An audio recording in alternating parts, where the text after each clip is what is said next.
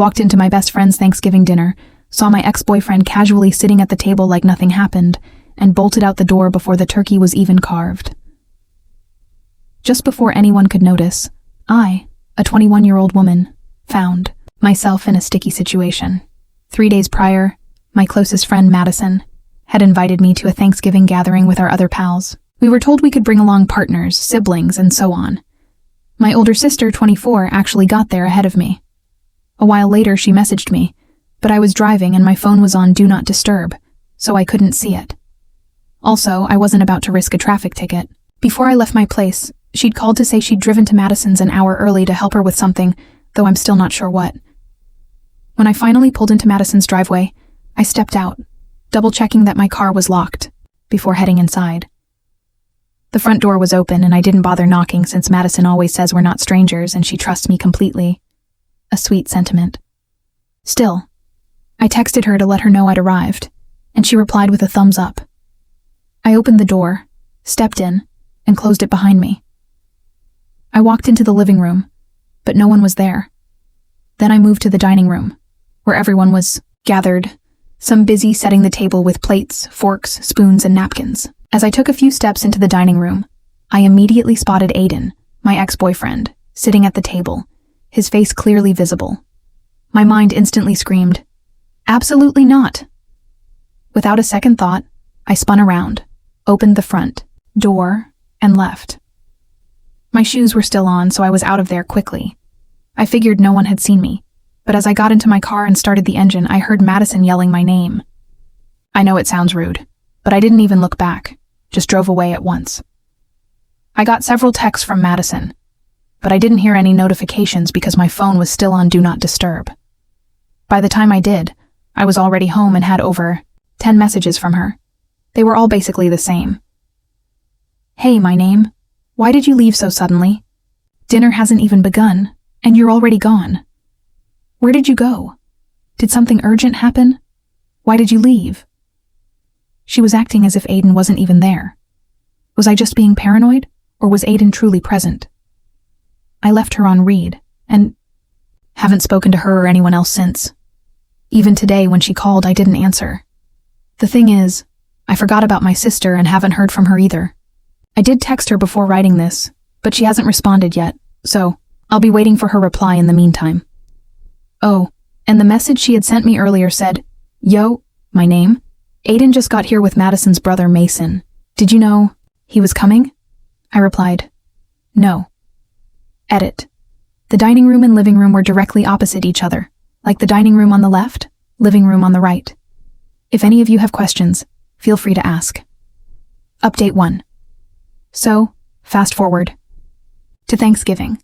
I arrived at her house and the door was unlocked, so I just walked right in. To be clear, we've been best friends for many years, so it was completely normal for us to enter each other's homes, especially for events, without knocking. And if you're wondering, yes, she had given me permission.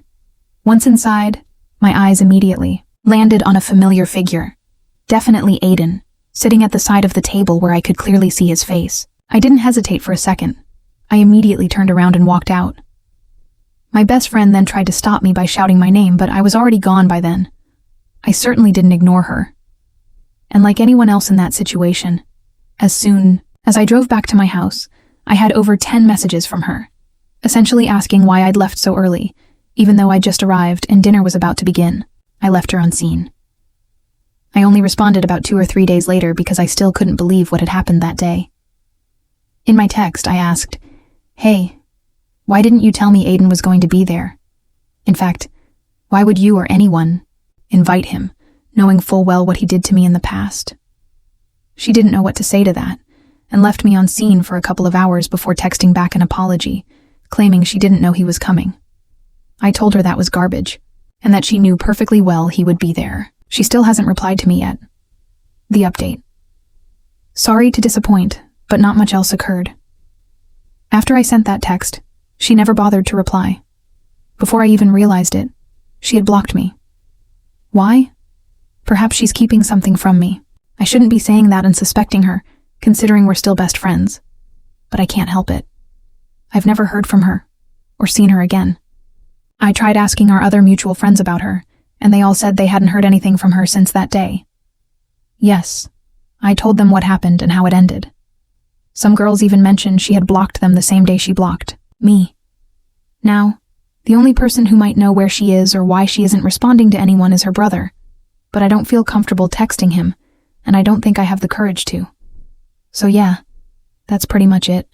It's been almost 2 months, and I'm still blocked. I'll post again if anything happens, but for now, I'll just keep enjoying life with my boyfriend. If anyone has questions, please ask. I'm happy to hear your thoughts, especially advice. Update 2. I'm back again with another update, but first I'll give them some names. Madison, my ex-best friend. Aiden, my ex-boyfriend. And Mason, my ex-best friend's brother. Hopefully, you won't get confused by these 3. Also, the reason I couldn't update or post sooner was that I genuinely had nothing new to share. Okay, so in my last post, I mentioned I might need to talk to Mason for answers, but things didn't go as planned. Essentially, his sister was the first to reach out. Yes, my ex-best friend, the girl everyone suspected was dating my ex. I'm not saying I didn't suspect her of dating him too, but I can't fully claim I did either. Madison unblocked me from everywhere, I believe, and messaged me nearly 5 days ago, asking if we could meet up and talk. Honestly, when I first saw her message, my heart skipped a beat, and it took me a few moments to process if it was really her. You know that feeling when someone you haven't heard from in months or even years suddenly texts you out of the blue. That feeling. I agreed because, well, I truly wanted to know whether she and Aiden were dating or not. That thought was consuming me. Earlier today, we met at a typical cafe. We sat awkwardly facing each other for a few moments that felt like hours. Then she started making small talk, asking how I'd been, and if I was okay. No, honey, I've been miserable, I thought. I didn't say much and got straight to the point. I told her to tell me the truth and not dare lie. She didn't say anything at first, but then she said, okay. I first asked her about Aiden and why he was there, despite her knowing how much I despised and resented him.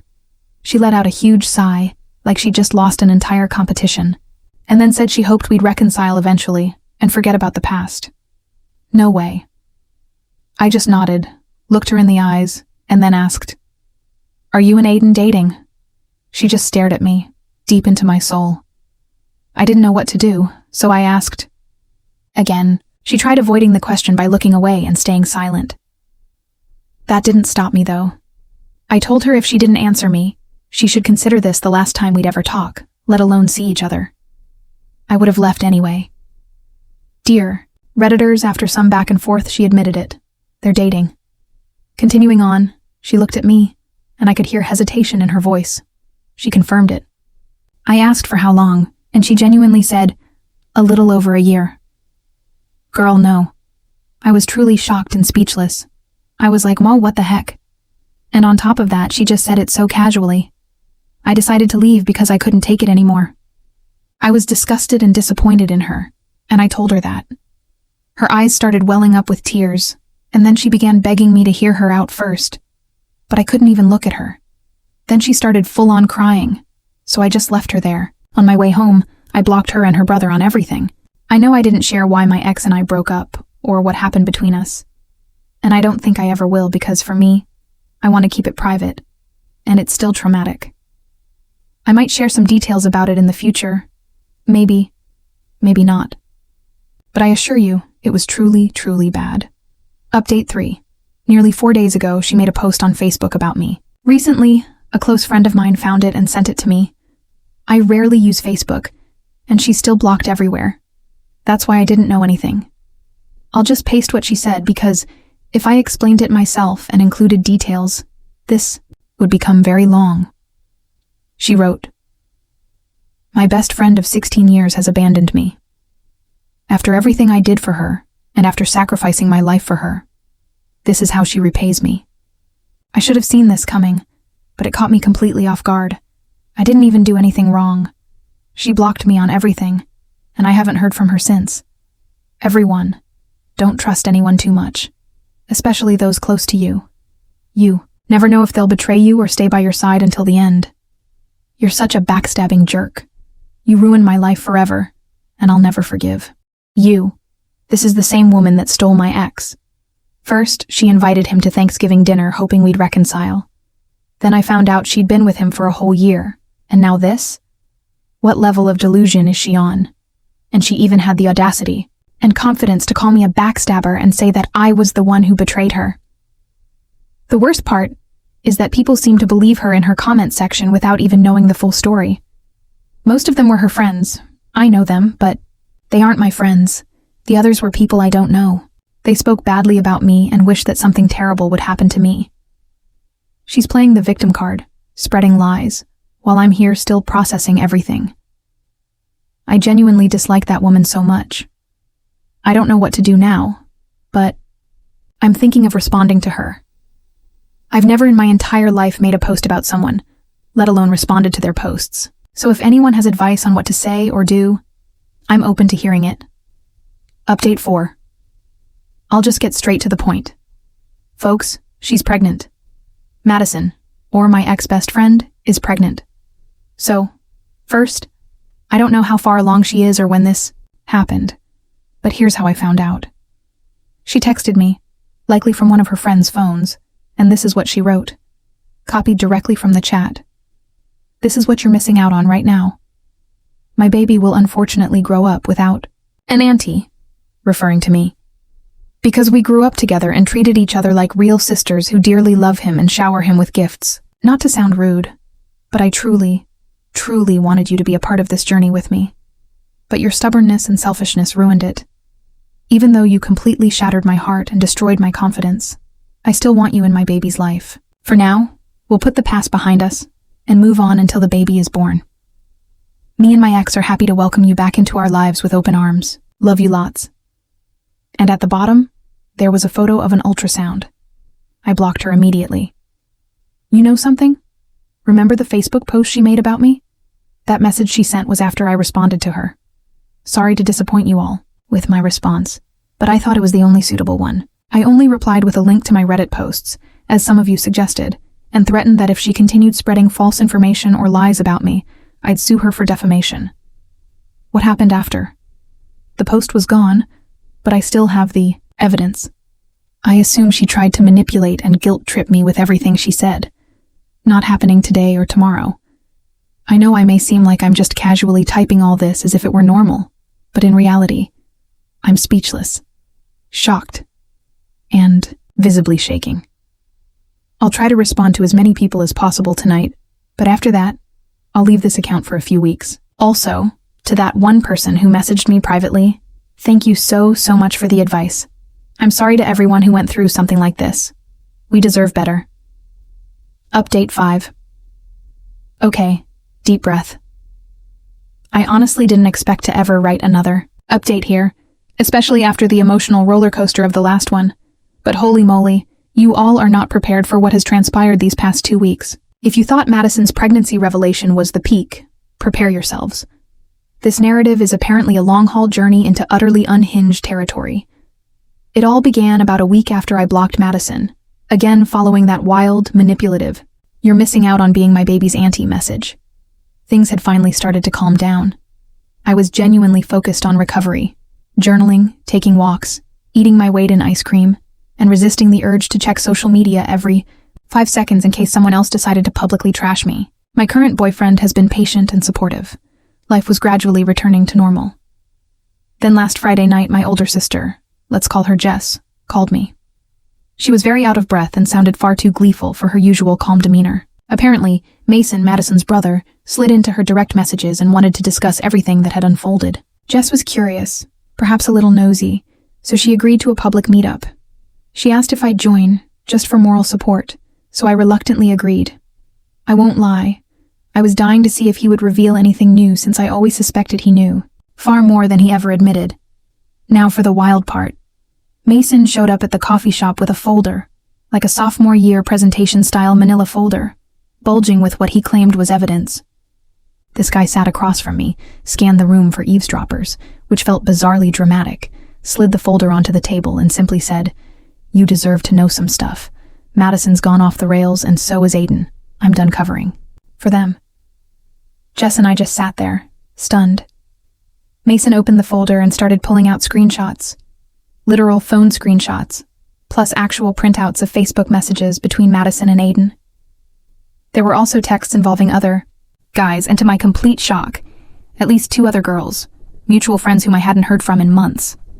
Basically, Mason revealed that Madison had been playing some bizarre pick-me game for the better part of a year, telling everyone a different version of the story about me, about her and Aiden, about the pregnancy. At one point, she even tried to convince Mason and her own mom that I was secretly plotting to get back with Aiden out of jealousy. The pregnancy itself. Buckle in. Mason told us Madison's first ultrasound picture was a stock image from Pinterest. Aiden, according to him, fell for it hook, line, and sinker, and announced to his entire family that he was going to be a father. Mason's theory, and he showed me screen-recorded Instagram DMs to back it up, was that Madison is desperate to anchor Aiden before he figures out her web of lies. He practically begged us to let people know what Madison was doing. He even apologized for his part in inviting Aiden to Thanksgiving, admitting Madison coerced him into bringing Aiden along to throw me off and see if I'd be mature about it. But the avalanche didn't stop there because, I swear I am not making this up. The night after, I received a mystery text from a random number. The text was just 2 words. Check email. I nearly ignored it, but curiosity took over.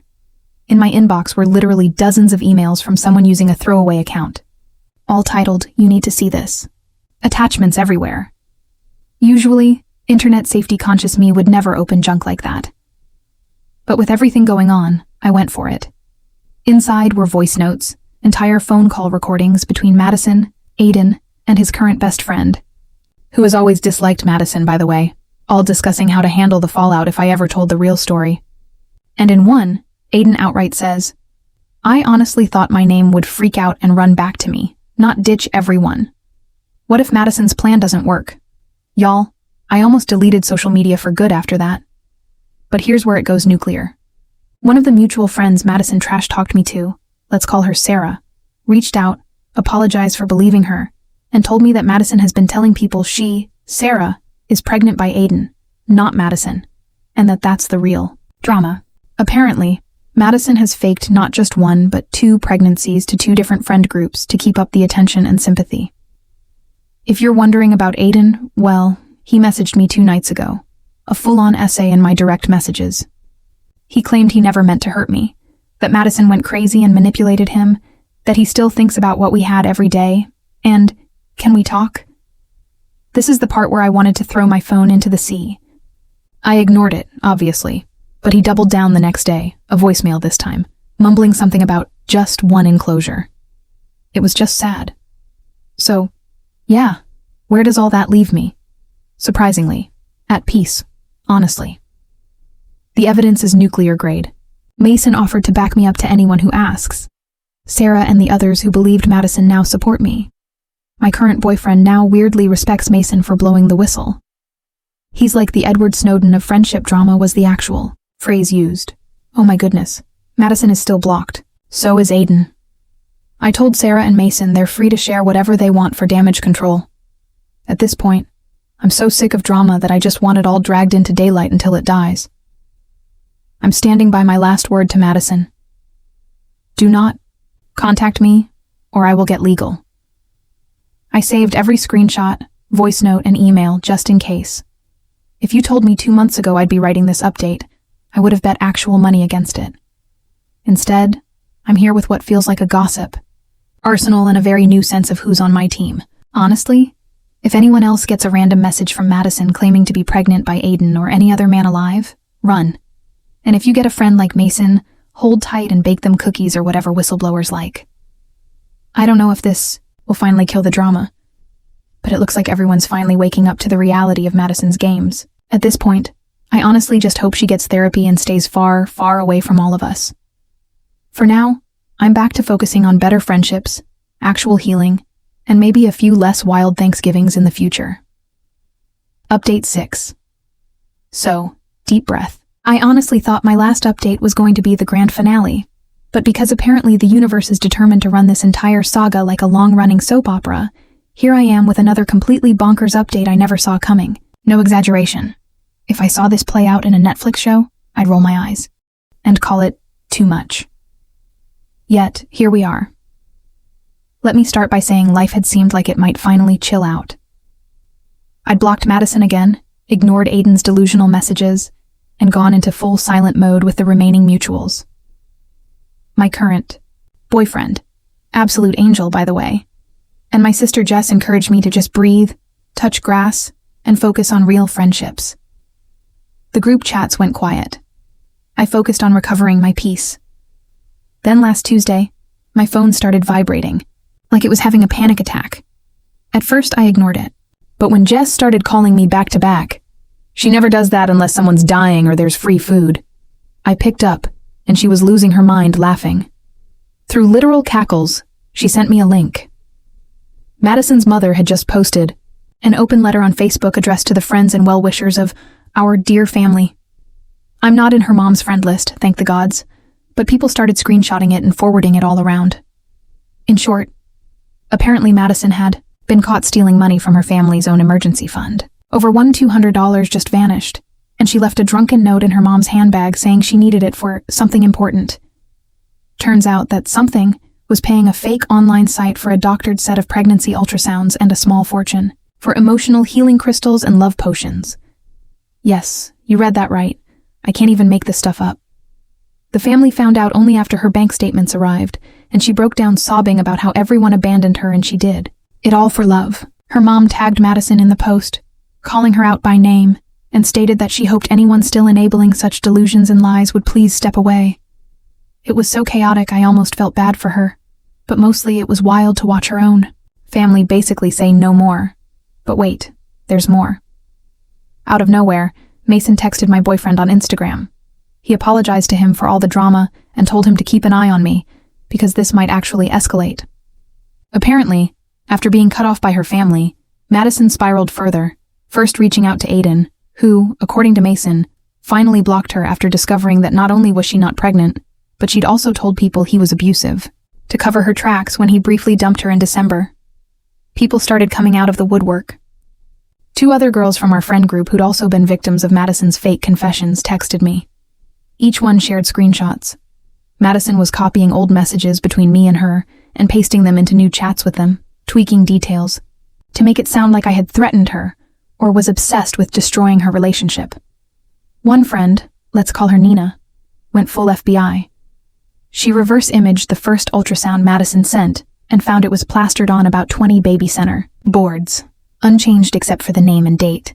She even emailed the original uploader, who confirmed it was from her pregnancy back in 2017. At this point, Nina and Sarah, the other pregnant by Aiden victim, did a full group call with me and Jess. We compared every story Madison had told us in private. None of them lined up. When we realized how many people she tried to isolate, my phone started blowing up with apologies from acquaintances who believed her lies. Now here's where it goes full Shakespearean meltdown. This past Sunday, a mutual friend, one who stayed out of the drama on purpose, called me. Turns out Madison, after being booted from her family's home, showed up at her house in tears, bags, packed, demanding to crash there. The reason? She's now saying she was the victim, that I orchestrated some campaign to take down her reputation, alienate her from her family, and that Aiden and I were secretly plotting to get back together behind her back. We haven't even spoken in months. The friend didn't buy it and told Madison to leave after she tried, get this, to get her to call Aiden and put in a good word. The jaw-dropper, though. While Madison was there, she left her phone on the dining room table. And my friend, the real MVP here, saw a set of unsent direct messages to me, including a draft where Madison said she'd forgive me for everything if I admitted what I did. She also found out Madison made 2 fake Reddit accounts responding to posts in my update threads, accusing me of being manipulative and lying about the pregnancy. We cross-checked them with screenshots Mason shared, unmistakably Madison's grammar, up to her quirky way of using between every phrase. Right after she was asked to leave that friend's place, she disappeared for a day and finally landed at her cousin's, where she's reportedly not allowed a phone or internet until she gets therapy or comes clean. Her family is actually threatening to file a fraud complaint over the money if she acts out again. Meanwhile, Aiden, oh boy. He tried to do damage control by privately messaging me and a couple of other girls, basically begging us to keep silent about anything Madison told us, and to let the past go. He says he's done with both of us, wants a clean slate, and that we all made mistakes. He even posted a public Instagram story saying he regrets getting involved in the drama. The comment section turned into a flaming dumpster of locals memeing the situation.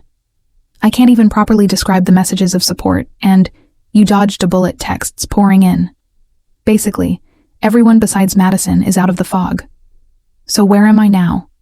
Honestly, relief, exhaustion, a little bit of petty satisfaction that the truth really will out. I never would have believed Mason would step up like this, but he's proven to be the ultimate chaos counselor. Nina and Sarah and I even talked about a trauma brunch just to finally relax and decompress all this out of our brains.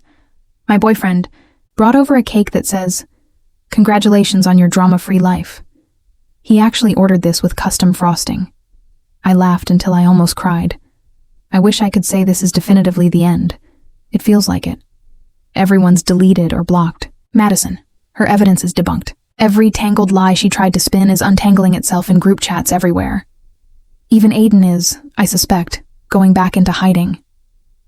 If there's a next chapter, it'll be after I start my new job and, with luck, plan a Madison-free birthday trip. If you made it this far, thank you.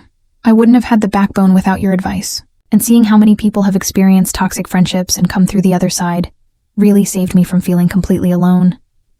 Here's hoping the only thing I hear about Madison again is that she's finally getting real help and that none of us ever see a fake ultrasound again for as long as we live. Update 7.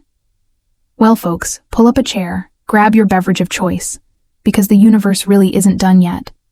I swear I spent the last 2 weeks thinking, okay, surely now we've reached the absolute peak of Madison drama.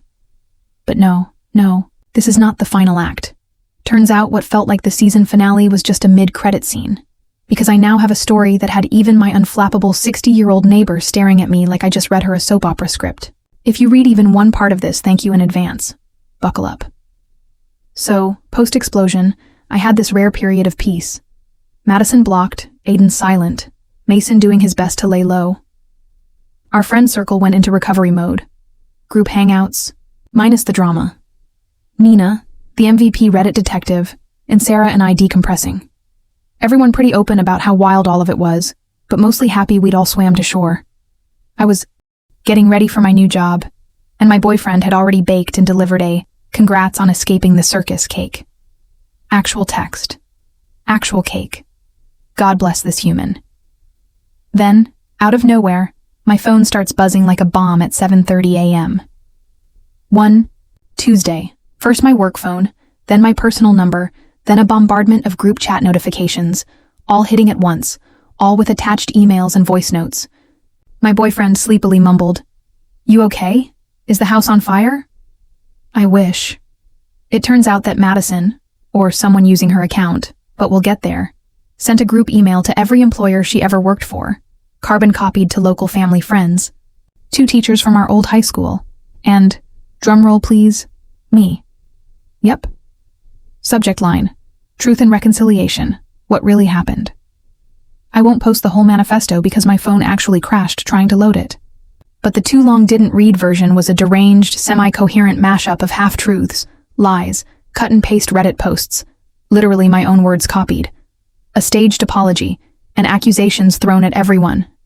Me for being vindictive, Mason for betraying family trust, Sarah the secret manipulator, and even poor Nina, the techno-bully. And then, in the middle of all that, an exclusive announcement, a new real pregnancy, with a blurry sonogram from some sketchy app, timestamp, edited in the corner, with the due date 4 months in the past. People in the thread started replying. The subject lines went wild. "What is this, Madison? Please stop. You need help." One of the ex-teachers actually replied, "This is a school district account. Please remove me." Mason jumped in with a copy-pasted deadpan answer. "I have all receipts proving this is fiction. Please disregard and block further emails. Sorry for any trouble." By 9 a.m., the Truth and Reconciliation thread was already making its rounds across our social circles, group chats exploding with memes and literal popcorn emojis. It should have ended there, right? Wrong. Because Mason, bless him, messages me. Apparently, he received a text from their mom. Madison was hospitalized. What? Apparently, after the email tirade, she tried, unsuccessfully, thankfully, some kind of look what you made me do stunt. Nothing too serious, I'm told, but enough for her family to finally bring in professionals. The whole family pulled out the receipts, the fraud, the bake sale scams turned therapy fund, the fake ultrasounds, everything. Therapists, social workers, the works. What's wild is after that, everyone who'd been ghosted or harassed started to come forward. One of Madison's ex-boyfriends, not Aiden, a sweet guy from college, messaged me. Apparently, she'd borrowed money from him for prenatal vitamins over 6 months ago. Her old roommate admitted Madison started a support group last year for abused young mothers, which fizzled out when no one ever met her alleged baby or baby belly. Then the final plot twist? Aiden himself. Yep, he showed up at my work. No joke. At the front desk. Side note, he does not know where I work. I hid that for a reason. Reception pinged me, and I came up thinking it was HR. Nope, it's Aiden. All slick, apologetic hair and the saddest puppy dog face I've ever seen. He had a sealed envelope addressed to me, and the receptionist unwillingly handed it over. It was a handwritten letter. He apologized. Yes, for the 100th time. But he also admitted to helping Madison fake the first pregnancy, confessed he actually never wanted contact again, and said he was checking himself into a program for manipulation and codependency. He included a picture of the fake ultrasound template, circled in red, I kid you not. I took the letter, forwarded digital copies to Mason and Sarah, and sat with the uncomfortable mixture of relief and exhaustion. Later, Jess, my sister, told me that through all this, Madison's mom sent her an apology message and thanked her for stepping up and not enabling a sick cycle, which means, yes, literally every angle of my life is looped into this reality show plot. Honestly, I feel relief. I feel exhausted. And yet, finally, I feel some real closure. Like the universe took the whole plot, wrung it out, and finally set it down to dry. Where does that leave things? I gave Mason all my evidence. He's working with the family and compassionate professionals. Sarah and Nina and I agreed. We're moving on, only discussing this mess in therapy or over margaritas. My job is secure.